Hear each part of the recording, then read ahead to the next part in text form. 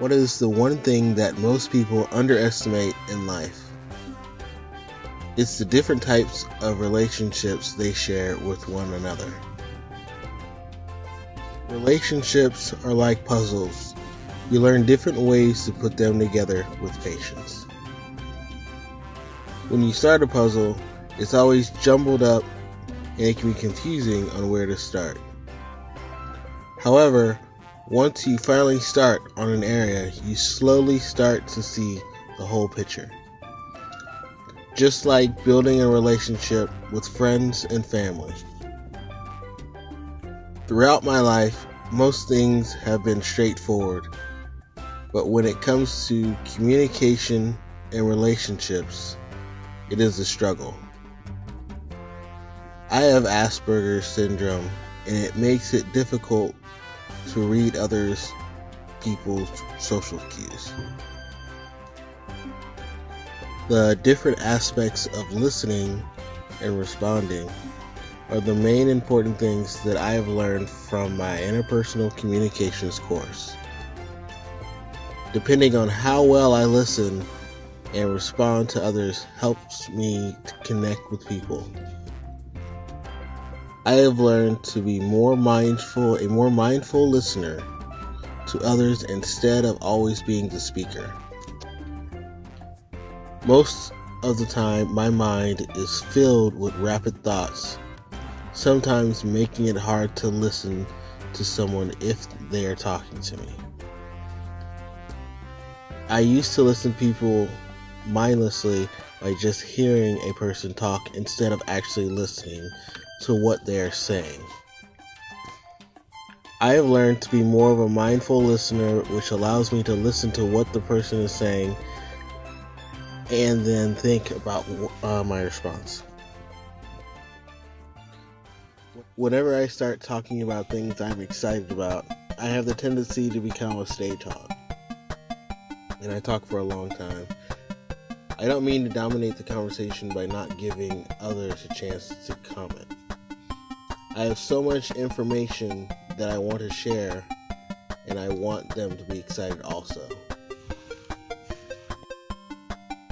I have also used the critical listening style to listen to my brother and sister when they want to tell me something important and need my input. In the past, I would have not taken them seriously. I have also become emotionally intelligent with not only my family, but with my peers and coworkers. Instead of blocking or bottling up my emotions through emotional labor, I have been able to control my emotions and responses from feedback and criticism. Instead of acting on my emotions, I am able to take a step back and respond with an appropriate response. Another style I have implemented is when talking with people, I practice remembering more information that we have shared in the past. Joining our past conversation with our current conversation helps build and strengthen the relationship. Being a good listener and letting the other person do most of the talking is a positive way to connect with people. This allows me to communicate relevant facts instead of irrelevant facts at work. In my future career, in order to be successful, I will use quiet listening to complete my assignments and gain my employer's confidence in my skills. Maintaining relational maintenance can be defined as communication that keeps relationships running smoothly and satisfactorily. Staying positive, being open by talking directly to people about my concerns and needs, making sure I show my appreciation for others, both verbally and non-verbally, helping one another and my family with lessen the workload on family chores. Working together with others at work will bring more ideas to the table and help them make our products or services better. Good communication starts with your family. You then take what you have learned into the neighborhood, city, states, and wherever you go interpersonal communication I have learned that helps me is empathizing. This helps with maintaining cleanliness, safety, and support in my community.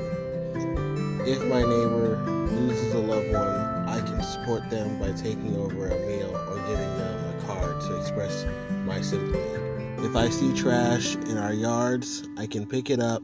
The last example is if I see someone take a package off their porch, I can call the police. All of these examples can be used in my city, state, wherever I am part of a group. I have learned that interpersonal communication helps with managing conflicts between communities, states, and other countries. Whenever a situation occurs, I need to know my needs and wants first before addressing the issue. Then sharing my needs and wants with another person about the issue.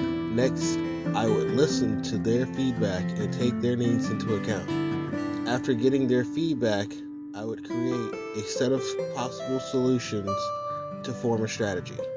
The next step would be coming up with the correct strategy, share it with my coworker, and to eventually pick one and try that we can both agree upon. Then I would assess my newest strategy to the situation to see how it plays out. Finally, after a short time has passed, I'll follow up on the shared solution with my coworker to see if it has progressed and talk about how we can continue making changes or try a new strategy.